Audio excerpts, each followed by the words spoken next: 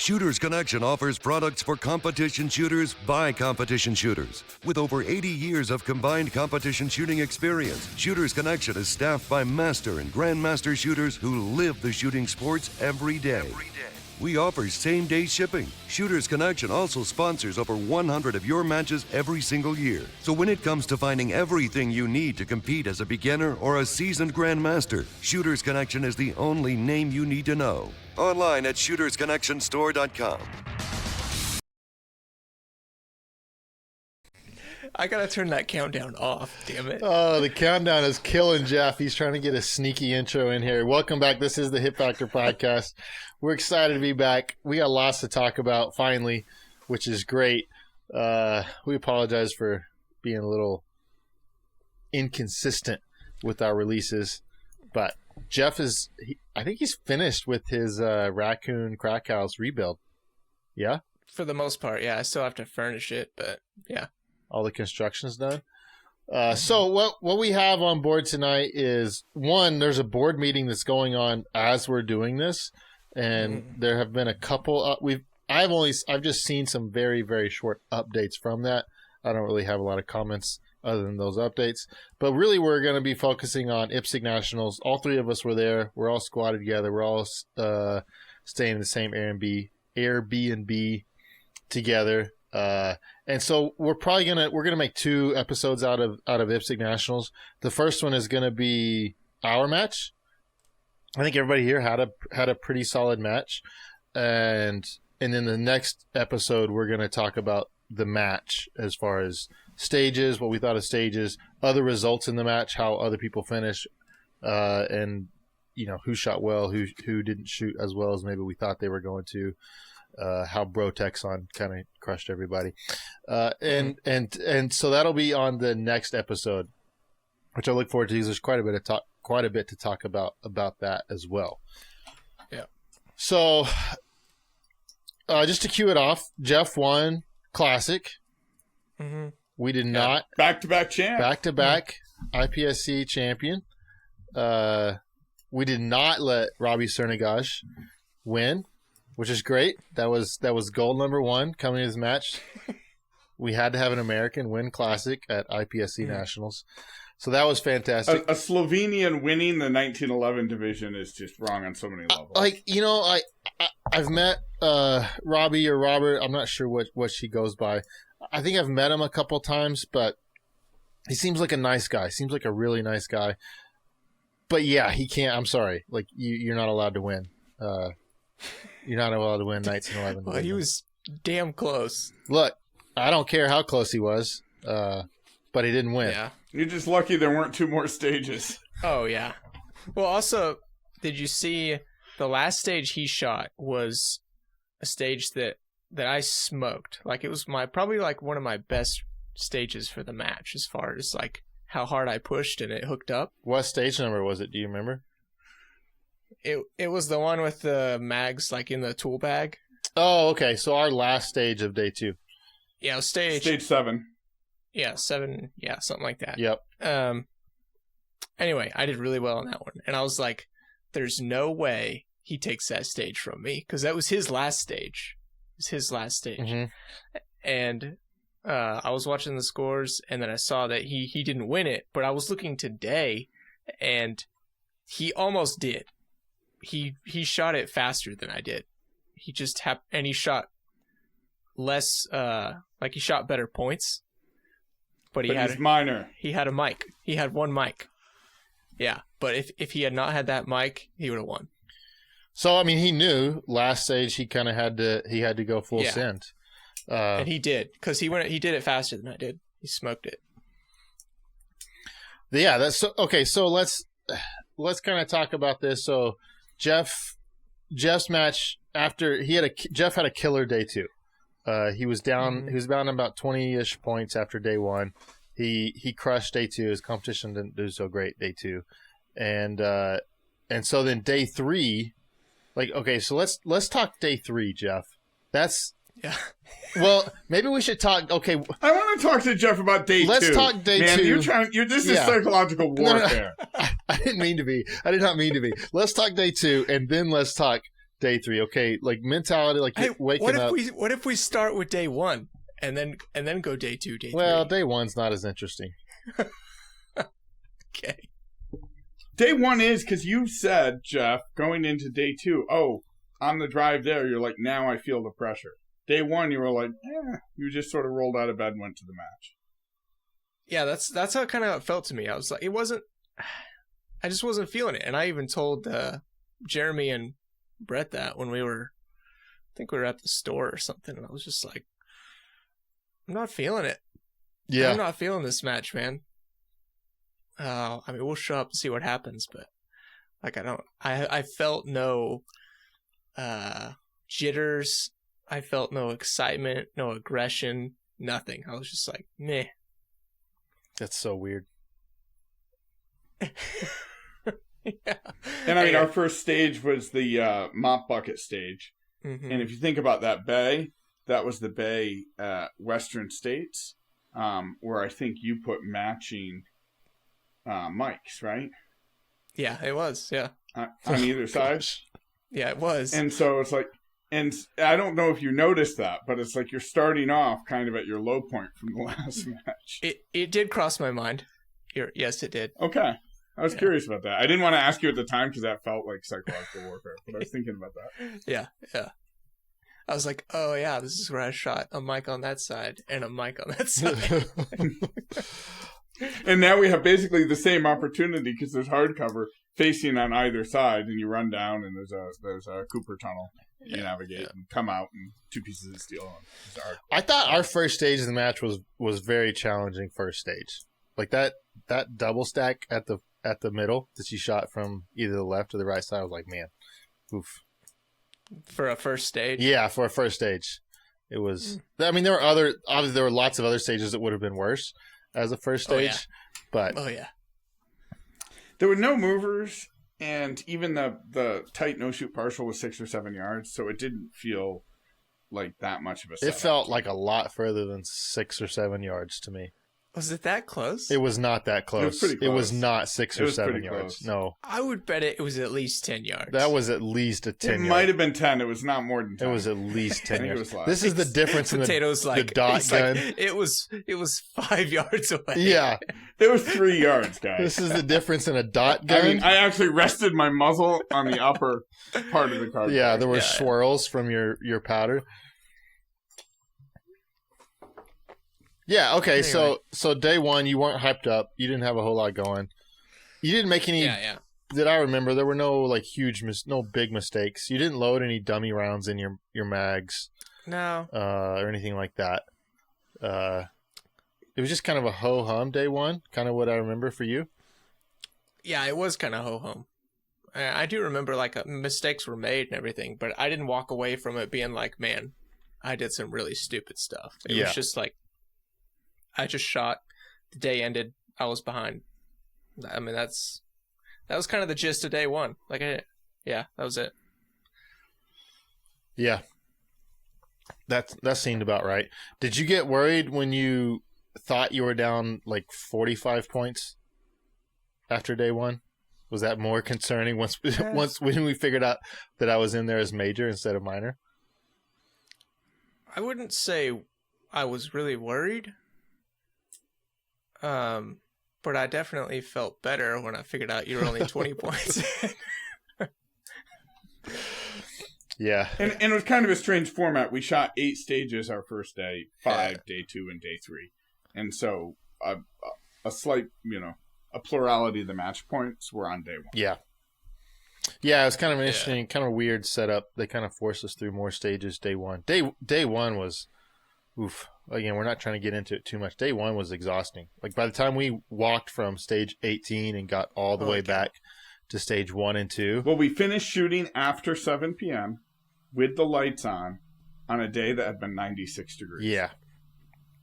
That's a long day. Yeah, It was a long day. Nobody that was there that wasn't from Arizona had experienced mid-90s at all. So, Right. Yeah, we were feeling that day. Luckily, we didn't have to. We shot the next afternoon, so we kind of chilled and whatnot. Okay, so yeah, and I had a decent day 1. You had a good day. Yeah, man. I was very happy with day one. You know, I my first stage was pretty shaky, and then after that, I was pretty solid. Had no penalties after day one at all, which was good. Mm-hmm. So yeah, I was feeling good. I really had good. I'm gonna call it mental clarity for day one. Like I had a really good idea of like what I needed to do, and so it worked well for me for day one. Yeah. And you'd been like sneaking in like positivity, like for the weeks leading up. Just for You you. know, you were like, right? Like throughout the week, you'd put in the Discord, you'd be like, oh yeah, when Jeff and I do really well at Ipsignats, this is going to happen. And yeah. It was pretty fun to see. Like I was really, really hoping it would cash out for you because I thought, oh no, man! Like if he invests in some positive self-image and it doesn't cash out for him, it's just gonna be Like, yeah, okay, it's gonna be hard. You can tell by the look on Jeremy's face. Like, he still thinks it was total bullshit. However, you were totally more positive at this match, Jeremy. Even with the jokes, even with like, And it was one of his better matches in years. yeah, even Oh, with you boy. playing into it and being like, haha, I'm gonna do good. Like, like you were in a better place at this match. Okay, so It was the kid still sitting at the back of the room, like still like pretending to make fun of the teacher and whatnot, but doing all the homework. Like he still wanted to be like too cool for school, but he was also gonna do the work. yeah, I mean, I'm not going to say that there hasn't been somewhat a conscious effort leading into the match to try to not like self-sabotage myself with negative self-talk, right? Mm-hmm. And so then at that point, if you're going to talk about your shooting at all, whether it's on like the Discord or anything similar to that, if you're not going to use negative self-talk, kind of your other option is to be positive, right? So that's kind of somewhat where that goes. Like I said, I had really good mental clarity in day one, so I've had some. Well, we can get into it. We'll talk about Jeff's day 2 and 3 because those are going to be interesting. But so I've had some interesting breakthroughs, and I can't remember if I was telling who I was telling this to about the auditory nature of our sport. Did I talk about that on the podcast, or was that just in conversation? Okay. In a conversation. Okay, just in conversation, guys. So I kind of had this really interesting thought. One, I think I did talk about this on the podcast, in that unconsciously, anytime I thought about going faster, I simply thought about splitting harder. I think I talked about that on the last podcast recorded. You did. So there's that, but part of that goes with that is, how do we know somebody's going fast? Like there's really only one way, and it's by the sound, right? I think that's what fed into me wanting to split harder, because you hear fast splits. Oh, they're going fast. You can kind of hear really fast transitions on steel or something like that. You know they're going fast. But if you're just watching them, like if you watch Nils, it doesn't look like he's going fast, right? Like it just doesn't look fast. And so I think part of what in this thinking about this, I think I was trying to almost produce like this auditory sounds while I was shooting, and I'm trying to manifest a result. Even if I'm not thinking about that, I'm trying to just manifest. I shouldn't use manifest, but I'm trying to manufacture. That's the word I wanted. I'm trying to manufacture a result. I'm trying to manufacture this auditory sound. And so you were like running through the stages, and you were going like, pew, pew, pew, pew, pew, pew, pew, pew. Well, he knows what fast sounds like, and then he's going to shoot what fast sounds like, independent of what he sees, independent of what his sights tell him, independent of what his grip is doing, independent of how like his trigger press feels. Right. Like, just got to make it sound like what fast, whatever that concept of fast is. And it's probably not like an actual time, because I'm one of the weirdos who thinks in actual time, but most people, it's like you're saying, it's the sensory experience of like ding, ding, ding, ding, ding, right? Like listening to Casey or Max like shoot an array of steel, right? Like that's what fast sounds like. Yeah. And so So just somewhat trying to understand that, and maybe that because of my background as a musician and all the hours, thousands and thousands of hours I spent training, which is all auditory, right? Like, and it's all like metronome, and you're literally just going faster.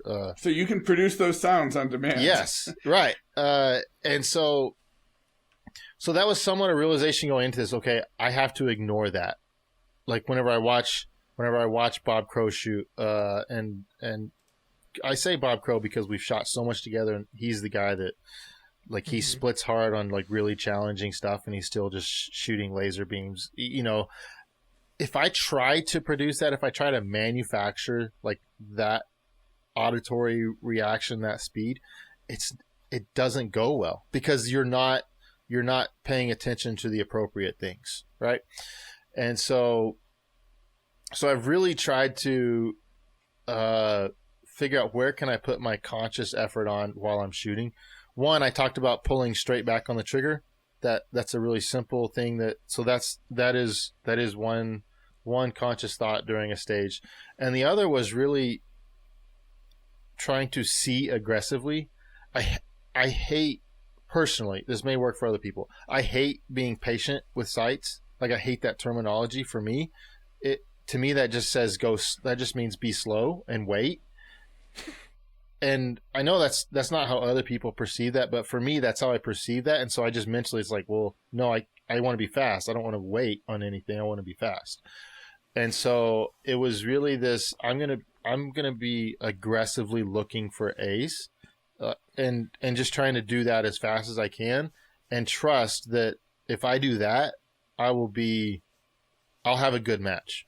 I don't know if I'll be fast enough to win. I don't know if I'll what the results will produce, but I will produce a good match that way. Mm-hmm. And what it also does is, I don't know how many people play golf. Sometimes I play a lot, sometimes I don't play a lot, but I don't have whenever I hit a driver, I will sometimes cut it, or I will sometimes draw the ball a little bit. So that means it's curving a little bit left and a little bit right. And my swing path is such that I don't always know, it's not a consistent draw or consistent cut. So what I have to do is I just have to pick, okay, what's the most forgiving line I can take, where if I cut it a little bit, I'm still going to be in good shape, or if I draw the ball a little bit, I'm going to be in good shape. And it works pretty well on most, depending on, some tee shots are force you into one or the other, but that works really well. And so this seeing aggressively somewhat, it gives me margin for error, right? Like if the sights are dead nuts in the middle of a target whenever I'm trying to break the shot, even if I screw up the trigger press or do something weird, I give a whole lot more margin for error on my shots whenever I'm doing that. Yeah. And that's a really logical reframe specifically for you, of people who shoot like you, to switch from feeling like, hey, I am fast, but now I have to wait to have enough information from my sights, which is slow and I don't want to wait, to changing it to, I'm going to aggressively get the information. Like, I'm going to aggressively see, right? Like, I'm going to hunt for like the next sight picture, or the next center of the target, or the next alpha. Yeah. Right? Like, really sort of out there acquiring that vision, as opposed to being fast and waiting on your vision to catch it. Which just doesn't sound like fun. That sounds like you're going to start pulling the trigger based on that mental cadence you'd already programmed, independent of what you see. Yeah. I like that for you, Jeremy. Yeah, I mean, it seemed to work well. There were a couple of conscious things I did in practice ahead of this, which seemed to have really good effect. One, it's been a while since dry fire for me hasn't been basically just gun handling fundamentals, or it's just practicing draws, practicing reloads, that sort of stuff. I introduced a par time back into my dry fire, which I haven't had for a while, because par times I just get really sloppy with sight pictures when I use that. But what I did with the par time, it's different than I've almost ever used it. I would set up, I wasn't doing par times for a draw. wasn't like a 1 second par time, or trying to whittle those number downs, or trying to get a reload down super fast or anything like that. These were more 8, 9, 10 second draws, several different arrays, several different movements, and trying to to complete the task within those 8, 9, 10 seconds. But I would get like legit pissed at myself if I did not see really good alphas center of the target on every single target. Whereas in the past, part times have been more of I'm just going to race that part time and I'm going to beat that part time. And yeah, I may see the sights glance across the A zone and just call that good, but this was a more legitimate. No, I'm trying to take that same mental space. I'm going to practice this aggressively hunting alphas. I'm going to use my dry fire to practice that, so that's a practice mental state for me. And I seem to have really good results with that. Practice has been strange in that my beginnings and first parts of practice have been where I've been shooting my best, and then it slowly kind of deteriorates towards the end of it. Whereas almost the entire history of my career, it's always, okay, get warmed up after 100 rounds, 120 rounds. Okay, now the hands are warmed up. We're seeing everything. Everything's going good. Now we're ripping. And so it has been a little bit different than that. Yeah, that is interesting. Since I've heard you talk about in the past on practice, you and Potato actually, where what is it that you do? You like have a speed that you shoot, right? Or that you want to shoot, or a time that you're going to produce. And then you basically like just like beat the shit out of that drill or whatever until you get there. Did I say that right? Yeah, so this is the kind of, well, for me at least, I can't speak for Jeremy, but the concept of winning the drill, right? You're like, hey, I want to do drill X in time Y, so I'm just going to make that happen. Yeah. But I think what Jeremy was just talking about with the part-time is something much more interesting, where making that happen doesn't count. You're assessing the quality and like the impulse, at least for me, to try and make that happen. Like, where am I going to do that? I'm going to do that by having sloppy sight pictures, not stopping the gun on the targets, just dragging it through things, leaving before the second shot. Like, that's how I get the time. But if I'm sort of doing that rigorous assessment where it's like, no, like, you did not see enough, well, now how am I going to get the time? I'm going to get the time by having a process that ideally is repeatable at a match, of like hungrily looking for the next thing and like driving my gun, my vision, my body to the next thing, and then doing the next thing correctly, and then having that same sort of urgency to the task after that. And I mean, I love that style, but it's really mentally taxing. I would rather just pick like an arbitrary time and like just rep it out, just sheer grind. It's like weightlifting, like, oh, I'll just do lower weight and I'll just work to failure. All right. Yeah. Which is a legitimate method. Like, that works. But that's what I was recognizing, is that I was wondering if Jeremy's practice was shaping up differently, right? Like, he's shooting better at the beginning because he's kind of approaching it differently from the start, right? I think because he's focusing, right? Instead of like repping his way into success. He's like, I need to get, he's like trying to use a process. Like, I need to get some reps in before I can really shoot, as opposed to something different. I think the dry fire was giving me very similar mental reps, at least visually for sure, but it was giving me very similar mental reps to what I needed to be able to shoot in live fire. Whereas in the past, I haven't achieved that in the past. Yeah. So yeah, it's been great. And there's one other thing that I've done ever since Western States. So every practice session I've done this, and okay. So we had that one target. Was it stage 18 that it was 23 yards. It was it was more than a half hardcover, right? Yeah, I think you had a still next to it. It was like a 3/5 hardcover. So you have just a vertical portion of brown, about 20-25 yards off to the right, basically from the start. Yeah, it was basically a 25-yard headshot. That I'm sure Potato will say it was more like 12 yards, but Bob Crow stepped it off, and he stepped it off at 23 yards. So it makes me think it was 25. But that target, I think that was probably my best stage of the match, actually. That target, I had 100% confidence in. Nice. I planned 3 shots at it because I know just the difficulty of that target with iron sights. I know. I still planned 3 shots, but I was not worried about it at all. And what I've been doing is I am shooting at 55 to 60 yards, just an open target, just draw in 4 rounds. And I'm not doing that as reps, but like every time I load mags, I walk back and I shoot 4 rounds at that target. Oh, okay. And so it's just so I made run it 5-6 times in a practice, but never back to back. It's like I said, I load mags. Yeah. I'll put 4 extra rounds in my pocket or whatever, and I'll shoot that, and then I walk forward and score it. And man, that has been so good as far as at 55 to 60 yards. If your trigger press isn't great, you're screwed. Yeah. Like there's no choice but to have a great trigger press. I actually found that really I can get away with pretty sloppy sight pictures if I have a really good trigger press. If I have a great sight picture and not so good trigger press, then it's not great. But it has really just given me kind of a base of really precision shooting, like really precise shooting. And I'm really not trying to hit any sort of par time. I do pay attention to the time, but I'm really not paying it. I'm not trying to hit anything.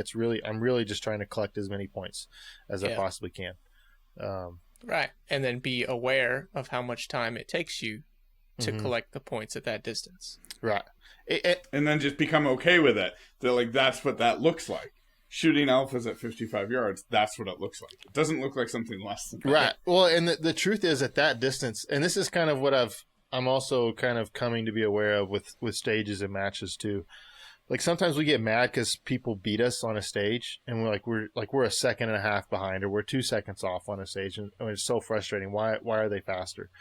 Sometimes you do everything right, and by doing it right, you're just a little bit slower because you're just a little bit off. At 55 yards or 60 yards, sometimes the gun just comes right back and you break that trigger perfectly, and you're running like 60 or sub 60 splits, and everything's perfect, and then you go and you do it the next time, and everything's not perfect, and it takes you over 5 seconds to really make the correct adjustments to do that. And so, but trying to produce that sub 4 second every time is just going to result in being super sloppy. Most of your runs, you're going to be super sloppy and probably practice some poor fundamentals to try and reproduce it. Yeah. So there's somewhat an acceptance of. It's a funny target because you only sent 2 at it. You planned to send 3. Yes. You sent 2 in line. Yes.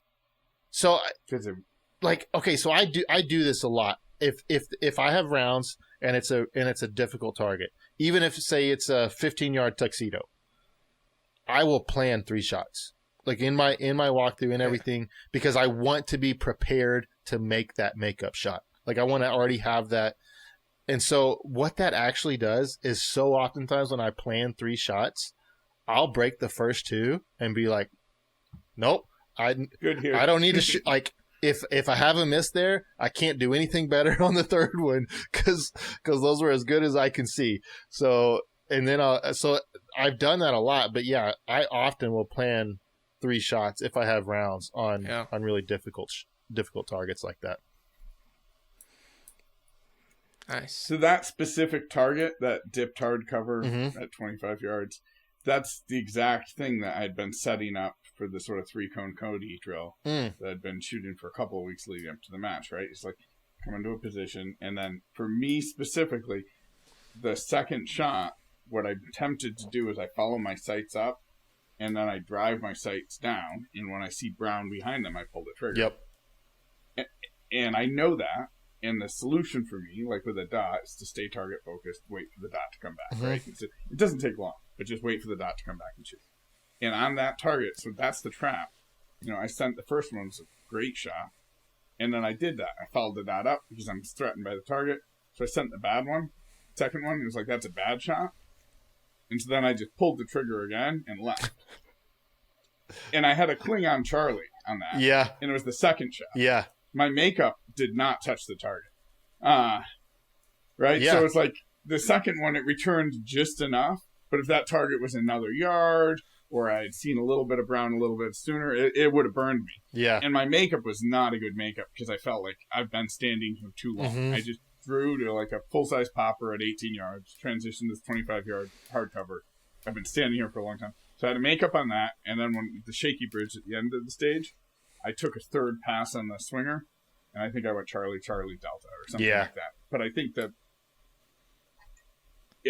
anyway, I liked that stage. Like, as stages go, I thought that was conceptually a good stage. Yeah, that one was a good one. We can save that for the next conversation. Yeah, but it was a good yeah, stage. we'll talk more about stages in the next podcast. Yeah. But yeah, all that to say, so day one, when I talk about mental clarity, day one, I had that mental clarity as far as being able to just see aggressively and just shoot. It sounds so cliche to say shoot to my sights because everybody says that, but I've tried that before, but it wasn't something that I had practiced as well, and I felt like I was able to do that day one. Day two, I knew I was winning. I was in the lead. Mm-hmm. I didn't sleep well that night. I mean, it's only day two. It's not day three yet, right? Yeah. But I think everything that Jeff was feeling day three, I was feeling day two. And we had the two big field courses were our first two stages of day two. Ended up being the only two. Ultimately, the only two field courses in the match. Ultimately, we didn't know that yet. Yeah, in the match. And man, I could not get in a good mental. Like, I was trying, but it was really after the day was over, like, I can look back and like, okay, this was old mental strategy that I basically employed all of day two. So day one, you had a functional new mental process, and it delivered the result you liked. Mm-hmm. And so then that was so nerve-wracking to be out of your comfort zone and be shooting well that you're like, let me go back to my comfortable, familiar mode. And so you did that day two. So you're like, no, that's not like me to sort of perform like this. So let me try and control things the way I normally do and make it sound fast. Yeah, I mean, Jeff and I... These are big stages. These have all of the points. So I really gotta drop a hammer on these stages. Yeah, so there's some interesting stuff, and I'm not trying to take up all the time to just talk about my match, but so I feel really selfish right now. Well, he's the IPSC national champion, and we're talking to third place? Third place, yeah. Yeah. But don't look at Practice Score competitor app. It still tells lies. yes, the competitor okay, yeah, that's a whole nother thing that's really interesting. But so I'm trying to think of how I want to first address it. We were talking with Brett Thomas. He was on our squad. My buddy that lives close to me, great shooter. We were talking to him on the way back from Arizona because he was buried in scores pretty much the whole match. And he was getting upset. But day one, I didn't care. I wasn't paying attention really to what Jeff was doing. I knew I was probably beating him. I mean, I watched him shoot. So I saw he had a couple bobbles that I didn't really have. So I knew that I was probably up, and my guess was pretty close. It's kind of funny how that works out. But I wasn't comparing anything. I wasn't trying to compare our shooting that day. It was just whatever. Day It's two, kind I of like, know. what's the point on day one? To Right. me? Right. There is no point. There's 0 point on day one. Quite frankly, there's 0 point on day two. But I couldn't. I was told where I was at. Like there was no getting out of Hey, that. I asked you if you wanted to know. I already knew that, but I had already been told at that point. Okay. Jeff was already playing psychological warfare, but I knew. I mean, I knew it just hadn't been confirmed. But then, so going into day two, it became more of like I was just comparing myself to other people more on day two, right? rather than and, me just be doing my thing. And you were some of the only people in the match who had that benefit. Yeah. Just the way the stages were laid out, there was no zones. It was a 3-day match. Right. You were shooting against 2 of your competitors. Right. There was, because John McClane was in our squad as well. Mm-hmm. And so 3 of the sort of classic heat, like half the classic heat was on our squad. Yeah. Yeah. And so it was much more meaningful for you guys to look at scores. Scores were utterly meaningless for other divisions where people were shooting against people on totally different schedules. Like, you really couldn't factor, especially with the way that the points were sort of laid out. So it just became a deal where I very much reverted. Like, I need to try to protect my points, or I don't want to give away points, or it became I couldn't keep my thinking from being results based, and so then once I got focused and worried about the results, I did not have the mental capacity to focus on the process. Yeah. And so I just it's almost like I only have so much mental capacity at that point to be able to do anything about it. So then I dropped 100 points on day 2. Dropped quite a few. So yeah. And then day 3, I mean I was out of it as far as winning it, and it was more of I'm trying to protect a position or earn a position. And day 3 I was much more. I even said it to I think Jeff rode with somebody else, but I said it to myself going, I'm going to have a good day today. Again, I'm not. Jeff rode with you day 3. Oh, day 3 he rode with us. So I didn't say that out loud. I wasn't going to say that out loud. And I don't like admitting this mental positivity, but it was great to watch. I mean, it honestly made you a bigger pleasure to squad with, too. Hopefully. Like, it just buoys everybody's mood. Yeah. Very approachable. I will say the secret to Jeff, because really we keep bearing the lead here. Jeff's day 2 was some of the best he's ever shot. He may or may not think so, but mathematically, if I separated out the results, he gapped the field by 10% on day 2. Yeah. So if the match only existed of those stages, like nobody got within 10% of them. Yeah. Across all the classes. Yeah, and what's crazy is I don't really remember like a lot of day 2. I just remember not making a lot of mistakes. That's about it. Mm-hmm. I didn't. Other than the last stage of the day, I was like, I've been shooting good all day. I'm gonna push on this stage, which is kind of like my strategy. That's kind of what I like to do. So last stage came around and I pushed and hooked up, and it was a good stage too. So I just shot a good day too. Like it wasn't crazy. It was just a good day. So okay, so I think you shot the last stage faster than me, which made me sad. Stage 8, because you had to reload off the floor. Yeah. Okay, so and I did not. It's fascinating that your last stage. Do you remember what you told me after you shot that stage? After I shot the stage? Yeah, like coming off the stage, basically. Not exactly. No. You basically said, I did not see what I needed to see on this stage. Yeah, I remember saying that. Like this you was... said I did not see my sights, is what you told me. This was sketchy. I did not see what I needed to see. And you were almost disappointed in yourself with how you shot that stage. Yeah, I dropped a lot of points, but I felt like it was blazing fast and I got super lucky, so I was okay with it. Hey, sometimes that works out. Yeah, I mean that's kind of how I like to shoot, and I've kind of just figured this out in the last year and a half, probably. Is that I like to just come out and shoot a good stage. Like, I'm not trying to go fast, just see the side, shoot the stage. I like to do that for like 2 or 3 stages, and if I can get 2 or 3, usually 3, if I can get 3 in a row, just like clean stages, then I'll start like putting a little gas on it. That's kind of what I like to do. If I never get 3 good, like if it's just a shitty day, then I just kind of shoot like in cruise mode until I get 3. And if I don't ever get 3, I just shoot in cruise mode all day. And that's just how it goes. But if I can get those 3, then I like to try to turn it up on one. So you've shot Steel Challenge. Yeah. And that's a great way to shoot Steel Challenge, right? You get 5 runs. They're going to throw away the bad one. Mm-hmm. You get 3 solid runs in the books. And you're like, all right, let's see what I can get away with here. Exactly. And then you still have one more run to bail yourself out. Yeah, pretty much. And if you hook up on that fourth one, then you're like, all right, now it's just open throttle for the last one. See what happens. Yeah. Yeah, but yeah, that last stage, it had two minis.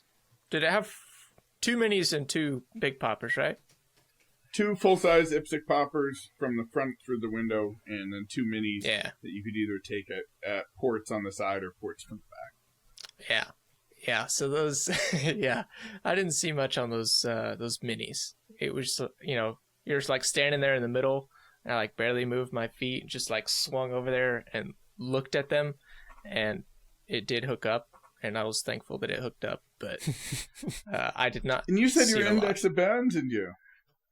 That's your index. It did. Coming to it bat. did. It betrayed me so hard at this match, so hard. But not on that stage. Not on that stage, right? Yeah. His weekend index betrayed him. Yeah, it was probably more my weekend trigger pull, but yeah. I think it was your weekend trigger pull. I'll be honest, I watched the gun do this. Yeah. And that's never a good sign. The gun shouldn't do this before it goes off. Right, not okay, before it goes off. So Jeff ends day 2 on a super high. I end it pretty much on a super low, and I'm trying to not get pissed. Right. Look, I had some conversations with myself after night of day 2. On the way to day 2, so I rode to the match with Potato and Jay in the car, right? And I do remember saying in the car, I was like, I'm feeling it today. Like, I've got the jitters.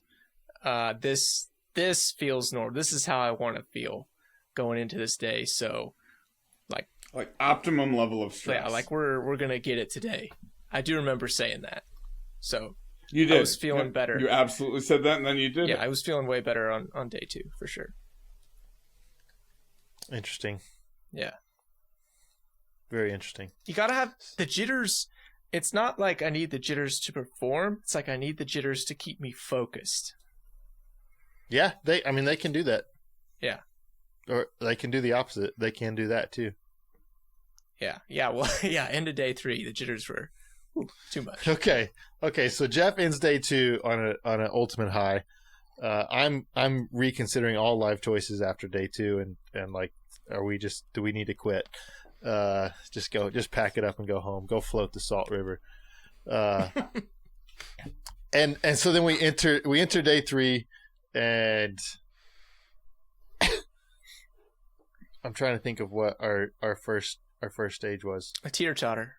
Oh yeah, it was actually that was my favorite. Stage 8, which is a great stage. That was my favorite stage of the match. Really well, Jeremy. Yeah, that was my favorite stage of the match. Yeah. That set me up for a good day 3. It kind of, from there, it went mostly well, except for one sketchy stage, but it was a short stage, so I survived. But okay, like Jeff, you're day 3. Yeah, you've got a decent lead. You have a lead. Yeah, but did you have a penalty on our first stage? No, it's just a really shitty reload that cost me probably a full second. Okay, but so nothing huge. No, I wasn't terribly disappointed after stage 1. No, I was still sitting. I took Jeremy through my my mental like roller coaster of day 3. Like, I could tell him like how I was feeling on every single stage, because it was just it escalated. But, it was great. It was great to watch. I mean, like, it was getting painful at the end. Yeah. Oh, it was. Okay, so Stronghand Weekend was our day 2, right? We had that and the other short course. Yep. Yeah. That's day 3. Yeah, we're in day 3 now. Sorry, if I said day 2, I meant day 3. So we're day 3. So you get through the first stage. The first stage is fine. Mike Dixon put a scorching run on the weekend stage. He did. Before I laid down, almost like he dry fires an hour a day and includes weekend. Yeah, almost. Like I laid down what I thought was a really respectable run with on the weekend, and he still put it on me. But so the weekend, every short course at this match, I thought it was actually disappointing. Every short course of this match was 12 rounds. I don't know if anybody noticed this, but they Except were all the 12 weekend rounds. shooting. Except the weekend, and it was 9 rounds. So the one place where, quite frankly, like, major doesn't technically hurt you, but it can quite hurt you, right? Because Jeff's at 9 rounds trying to do a weekend reload, which can be cool, but can take it adds a bit of time. It was a 3-second plus up on his stage versus what you guys were doing, man. Yeah. Yeah. That was bad, So, dude. okay, so tell us about the weekend stage, Jeff. I mean, obviously a high pressure stage. I have no makeup rounds, and I'm shooting a slide lock. It's weak hand, 3 poppers, right? Yeah, 3 poppers, 3 papers, clamshell, And a clam. Yeah, a clam. Yeah. So, dude, I draw down. I even took my time, I felt like, on that first shot and just put it in the dirt, dude. And it was way in the dirt. So first shot, it's like, oh, yep, I'm doing a reload. So, and I already had it planned. It was like, if I have a miss, I'm going to reload after the steal. So I already knew when I was going to do that. There was no hesitation. Yeah. But still, I mean, 4 or 5 seconds on added to everyone else's time. But yeah, that's what it was. Pretty much. I think you were in the 11s instead of in the 7s. Yeah, it was 11. I was hoping for like a 7.5 or an 8. Like I was going to go slow. Just so I didn't have to do that load, but I did it anyways. So yeah, just put one in the dirt, and then the rest of it went fine. Other than I had to reload. Did my freaking behind the back reload. It was bussin'. I wish everybody had to have done a weekend reload. It would have been way cooler if everybody had to do that. But you could have done it. I could have. I still had bullets in the gun, so I didn't feel the need to. But yeah, so then we stayed hot. We did that one, stayed hot, and walked over to the other smaller stage. And this is where I was at mentally going into that one, right? So first stage, I have this shitty reload, so I don't really consider that like a super. That's not gonna go count for like a good clean stage that I can add on, right, in my strategy. So I didn't have a good stage there. Then we went to weekend. I bombed that stage. Then we went to this other small stage, and I was like, okay, well, I'm just gonna go ahead and push it. I'm gonna go ahead and push it on this one, even though I haven't shot a good stage today.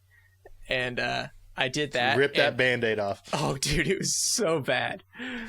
Tiny little stage. I think I had 5 makeups on steel on that tiny little stage. Oh, really? Yeah, I think you did on the first steal, and you started on the right and finished on the left, right? You ran it opposite to everyone else? I think I had like 2 makeups in the middle and then like 3 on the right. Okay. Yeah. Where you finished. Yeah. So that's where my index betrayed me. Was on that stage for sure. But yeah, that's how that one went for me. So that one was way terrible, behind the pace, all that good stuff.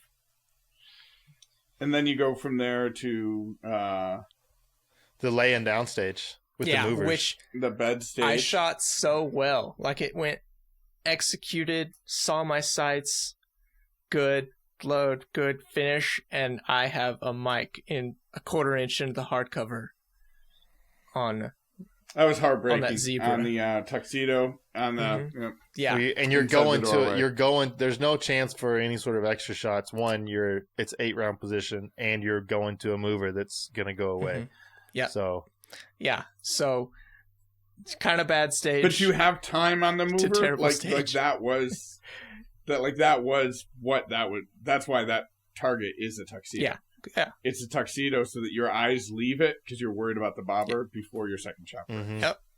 Like that's a smart use of a tuxedo. It is. It caught you effectively. It did. Yeah. And I didn't actually realize it until afterwards. I was like I should have realized that problem area. Like I should have realized, okay, I really need to pay attention to the zebra because this one's really going to... 2 shots on the zebra and then 2 shots on the bobber. This is really going to draw my attention, so I really need to make sure I stay focused until I break these 2 shots. That never really crossed my mind. I was just interesting. I was like, okay, just here, okay.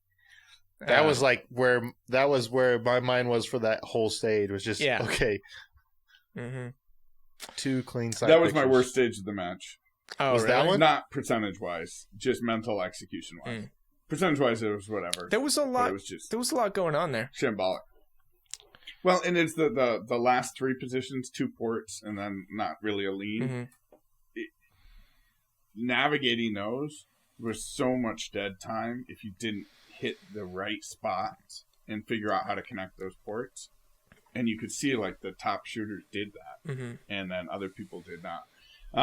That was a tough stage, man. Because I mean, one, you're laying on the table. You got to get up, grab your gun. So there's that whole aspect of it.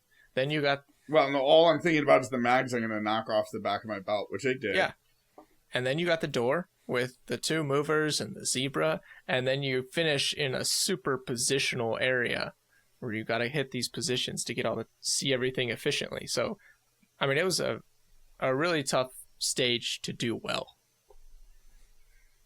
Yeah. Yeah. And I just phoned it in. I mean, that was why it was my worst stage. I just thought, I'll be laying on the bed, I'll get up, I'll shoot the stuff here, I'll open the door, I'll do the same activation sequence as everyone else, I'll go to the 2 windows, and I'll finish in the corner. Yeah. Why would I need to think about that again?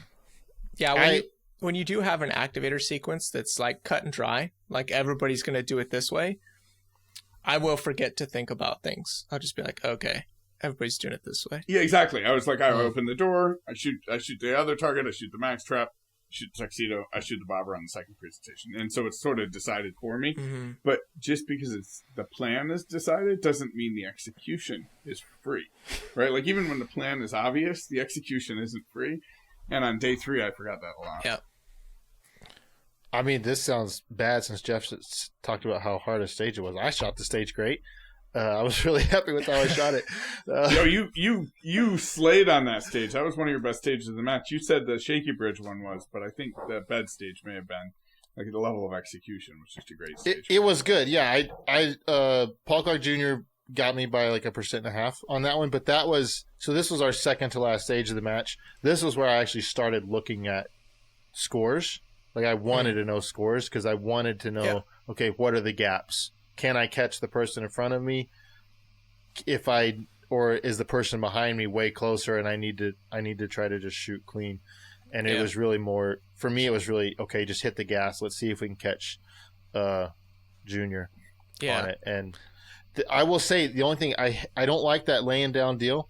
So I have a thing because I almost got like real dizzy as soon as I stood up. Because I used to have this thing in college where I would pass out. Orthostatic hypotension. When your body gets below a certain angle, blood pools in your legs, it doesn't go to your brain, and so you get a little bit of a vasovagal reflex where you don't push blood up into your brain, and you really easy to faint. Yep. That's exactly especially under stress. Yep. Yeah. That's exactly what happened. That you might have even been called like vasovagal syncope or something. Yep. Yeah.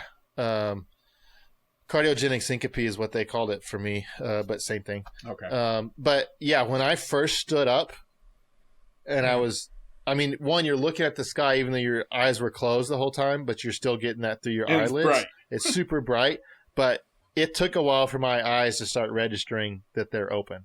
Because it was like, do we need to lay back down or not? Like, what does our body need us to do? So I'd rather not have laying down directly like that in a match personally. Although at least there was an unloaded start with the gun on the table, so if you did faint, you wouldn't have been DQ'd. That is true.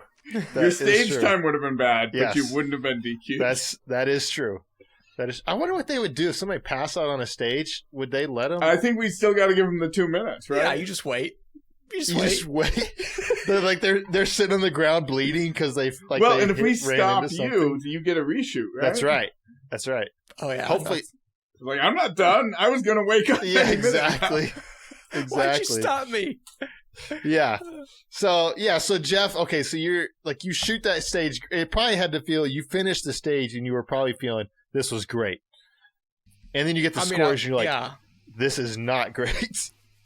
Oh, I was definitely feeling relief. Actually, I think I there was an audible excitement after I finished that one. Yeah. Yeah. I was like, you might have done a grunt of joy. Yeah. It wasn't like I crushed that, but it was like finally a stage. Yeah. You know? Yeah. until they broke the news to me. I was like, come I could see on. like the mental deflation when they called that mic on that. There was a deflation there. Telling you, dude, one more stage on day 3, and I'd have lost that match. I needed 2 more. I was catching you. I needed 2 more stages. So we Yeah. go to the last stage, right? It's only 12 rounds, all open targets, which sounds fantastic for Jeff, but it's strong hand only. Like there's so and the math is with a lower hit factor because a lot of required movement. Yeah. You're starting in the middle of the stage, you got to run to a port, and then you got to run the whole way to the other side of the stage. Yeah. I'm sitting there thinking I need to make up. I thought I had to make up 6 points to catch. You think you said 6 points? Yeah. Is what you took. I thought I needed Junior. 6 points to catch Junior, because I was using the competitor app. And honestly, like that was actually my best execution stage of the match. I think I was second up on that, so I was up early. Mm-hmm. It was my best execution. I knew I couldn't if I had a penalty in there, which strong hand only not that hard to do if you're pushing. If I had a penalty, there's a good I may let somebody else pass me in the final rankings, but I also needed to give it, and it was probably my best execution stage of the match because I was seeing everything as aggressively as I could and shot really clean. I think I had 2 Charlies on it, which was fine, and ended up being it was a stage win for me. So finished the match, even though I wasn't winning. I finished the match feeling good about myself because my last 2 stages were good.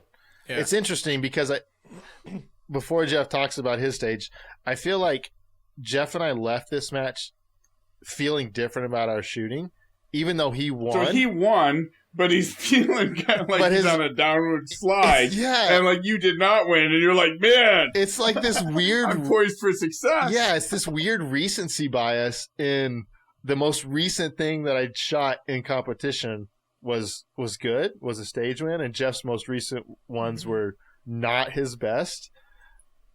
But he won, so he should feel way better. But I don't know. It seems like that's not quite the case.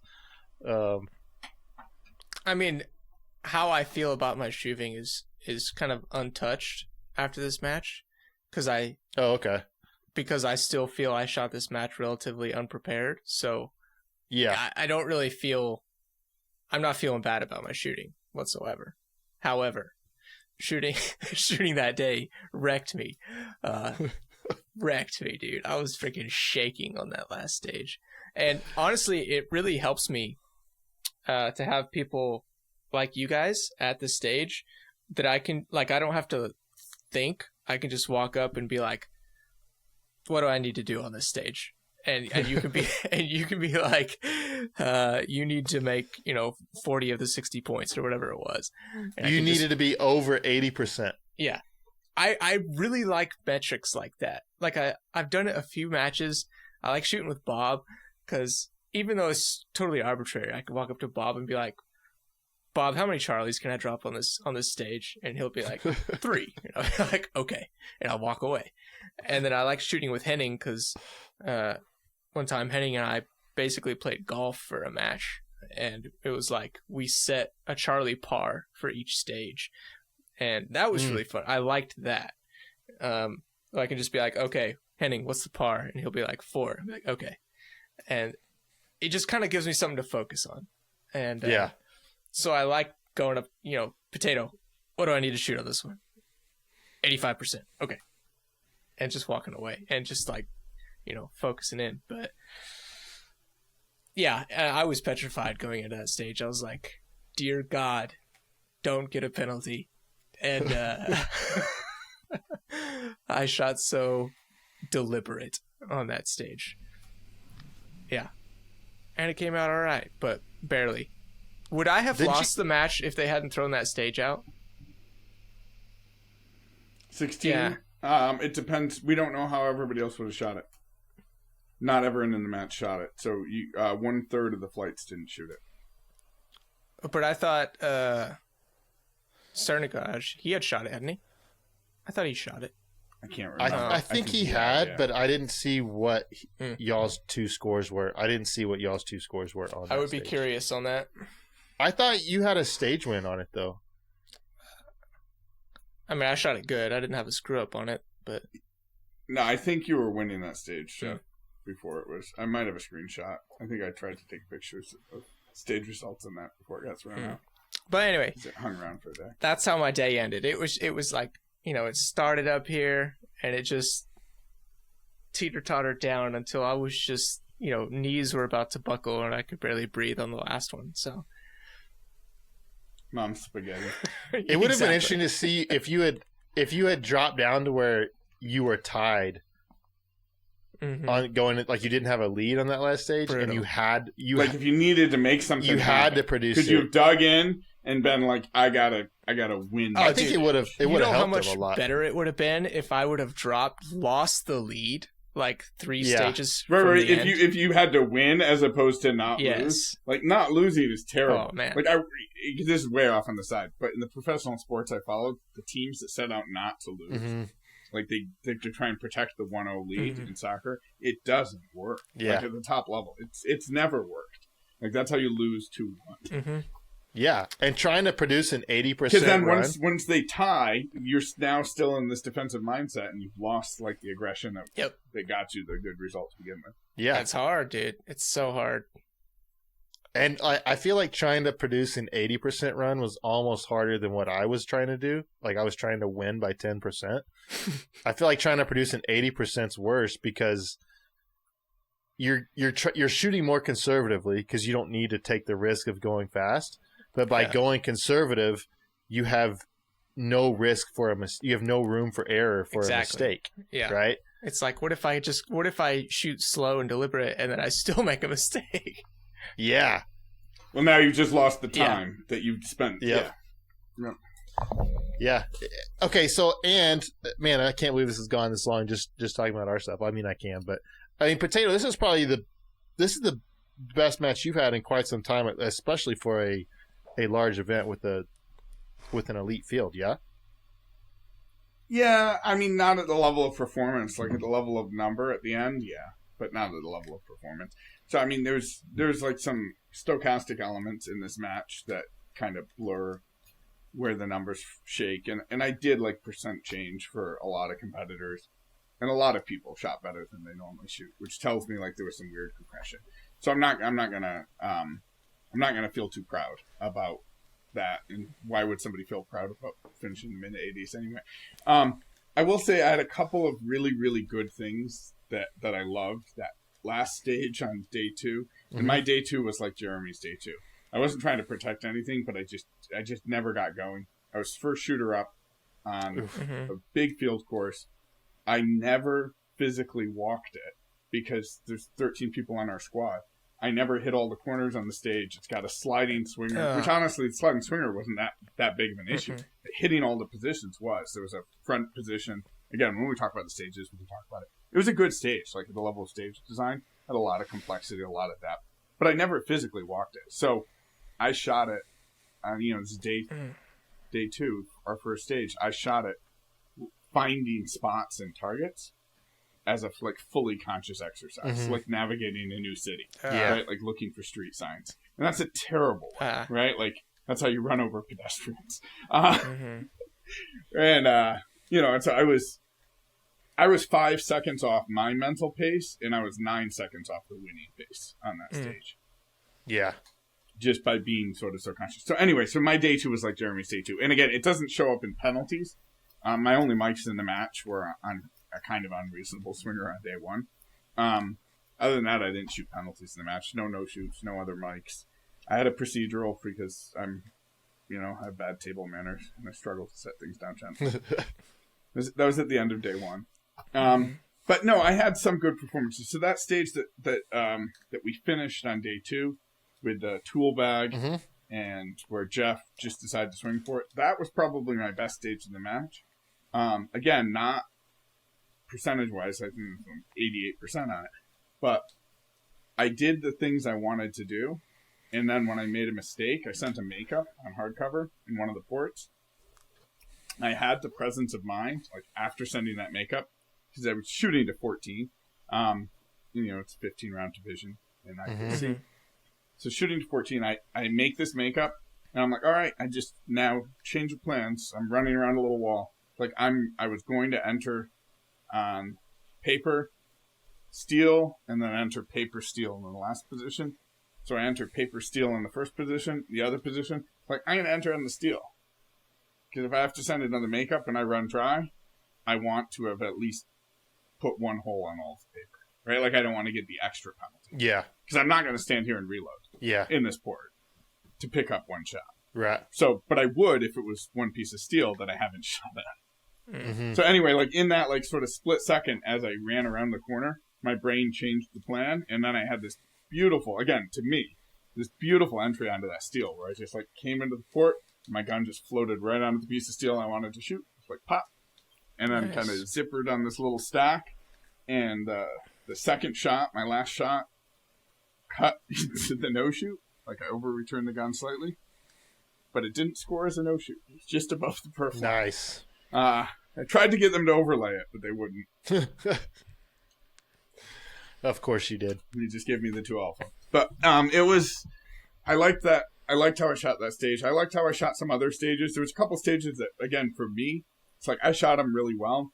The results, the people who won them, just blew them out of the water. Yeah. Right? So one of the stages I shot really well, the guy who won it, shockingly, Jacob Hetherington, won it by 11%. Ooh. Right? So you look at your numbers on a stage like that, and it doesn't really tell you anything about how you shot. It tells you sort of how they shot. Yeah. And I think that's a really good reason why you can't get caught up in like you have a good run. You know, it wasn't blazing, but you shot your sights, you shot it well, there was nothing unplanned, and you had a decent time. You can't get wrapped up in like someone put 2 seconds, someone put 3 seconds on you, because like someone else was probably swinging for the fences on that one. So, and somebody's going to do that every single stage. Like somebody's going to go for it. So now when the same 2 people are putting 2 seconds on you every stage, it's like that's useful. Yeah, that's useful data. It's like right, like these people are much better at shooting than me. I should try and be like that. But if it's just a random stage that you shot well and somebody else wins it big, I don't think it means much. Our very first stage of the match, that one with the mop bucket, I really wanted to be patient. Sorry, Jeremy, close your ears. I wanted to be patient. And so bad. I I shot it clean, right? It was 24 round stage, and I shot 24 alphas. Yeah. That wasn't my goal, but it was just like, I just want to sort of look and sort of see. And the time wasn't great, but it's like, it'll be an okay stage. And I just want to start seeing enough. Yeah. And then later on, I can get a little froggy and see what I can get away with. Yeah. Yeah. And that's, somebody puts 2 or 3 seconds on you on every single stage. That's useful data for practice, for training. That's and there's nothing I can do on that day. Yeah, I mean, I can't get 10% faster by time. Like, don't look at day 1 and be like, oh, they're beating me by 3 seconds on every stage. I guess tomorrow I'll just be better. You say that like we haven't thought that. Maybe you never have. But I mean, man, I've thought that many times. Or you'll have the one stage you shoot really well, and you're like, well, why don't I just do that every time? Right. Oh, yeah, that's... Like, why don't I just get lucky and hook up and hit all of the steel without really hitting it? It seems so easy whenever it goes right. Right? Like, it just... Or it you just don't seems know easy. that the people you're competing with struggled for reasons that were external to the stage. Yeah. And so you look at your number, and the number is high, and, you won the stage, and you're thinking, like, I did great, and you don't realize, no, it was just... They just did worse. Yeah. Yeah. So, so it was good. I think the podcast had a good match. I got sucked into stage planning with iron-sighted shooters, and I really should never do that. You can't help because yourself. The level of you can't, because you guys are really good shooters, but the level of conservatism on some sequences, like, and I'm blaming you, Robert Crow. Bob Crow talked me out of things I had plenty of time to do. Because he's just like, that would just be dumb. And then I watched other people do that, and I was like, oh, I had that time. I had that time all day. Like, that's in my skill set, just at my level. that's in fact the correct strategy for my division. For a minor gun that doesn't recoil much with the Da, that's the correct strategy. For a major gun that recoils a lot with iron sights, I concede I don't know what the right strategy is. But there was like a level of conservatism that sort of flowed through, and like squads tend to shoot the same plans. It's just how squads work. It's why you want a squad with good people. And there was like a conservative vibe to our squad that, looking back, it's like I definitely left some things that are in my wheelhouse. Dang, did you hear and that, so did Jeff? other fast shooters. We were holding Potato back that whole match. I said Bob Crow was. You kind of Jeff didn't talk to me all day. You just lumped us in with them, though. No, nobody stage plans with the classic guys. No, nobody that's smart. I'm gonna go here and reload, and then go there and reload. Yeah, and I mean, and you do talk about like squads that like they all shoot stages the same. Honestly, in IPSC, you almost end up having to. It becomes like trying to come up with something really unique. You don't have enough time on the stages, right? So you don't get to see them enough. You don't get to be on them. Well, it's much easier to watch a good shooter shoot your plan, and then you have the confidence that it's a good enough plan. Absolutely. And if you're doing something that like you're moving totally against the grain from everybody else, you're not going to get as good a walkthrough, right? Or you're going to be walking into people. You have to walk left to right or right to left, because otherwise there's no time on the stage to hit the ports in the position. Yeah, absolutely. Yeah. So there's a strategy, and just okay, I kind of want to do this other plan.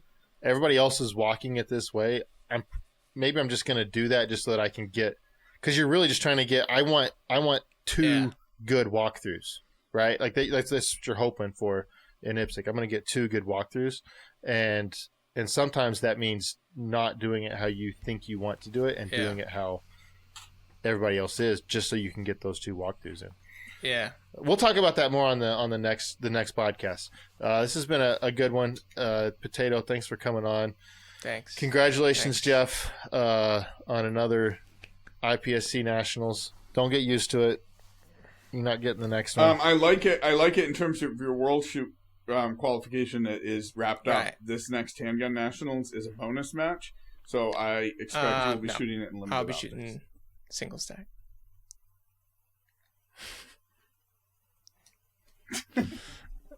It's open. Have you registered yet? It's open. I have not registered. I got to do that. Yeah. If you have a slot, which you do have a slot from last year. But those who have slots, it's open for. It's not open. I was thinking that to open registration. That it's expensive. This next one it's a gimme, like essentially. So, like, what do I want to do with that, right? Other than being you have nationals. 290 points. You have an unassailable point lead, especially because the only people who beat you at Handgun Nationals did not shoot IPSC Nationals, so cannot qualify for a team spot. Yeah, so I'm going to be thinking about that till September, right? What are we going to do? What are we going to do with USPSA Nationals? No, I'm shooting single stack. Limited optics, baby. But how are we going to shoot it? Yeah. Because single stack's the I mean, only it's way not to the go. only way to go, but it's my favorite way to go. So, we'll see. It's the only way to go. All right. Well, thank you guys for listening. And stay tuned for the next one where we'll kind of discuss the rest of the match, the other results, other finishers, and stages, and how we thought the match was run.